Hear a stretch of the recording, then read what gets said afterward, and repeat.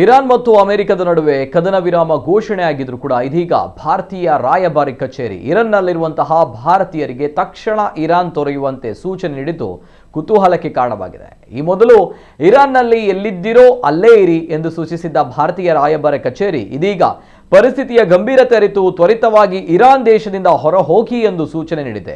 ಅಲ್ಲದೆ ರಾಯಭಾರ ಕಚೇರಿಯ ಅನುಮತಿ ಇಲ್ಲದೆ ಯಾವುದೇ ಅಂತಾರಾಷ್ಟ್ರೀಯ ಭೂಗಡಿಗಳನ್ನು ದಾಟಲು ಪ್ರಯತ್ನಿಸಬಾರದು ಎಂದು ಎಚ್ಚರಿಸಲಾಗಿದೆ. ರಾಯಭಾರ ಕಚೇರಿಯು ತನ್ನ ತುರ್ತು ಸಂಪರ್ಕ ಸಂಖ್ಯೆಗಳನ್ನು ನೀಡಿದೆ.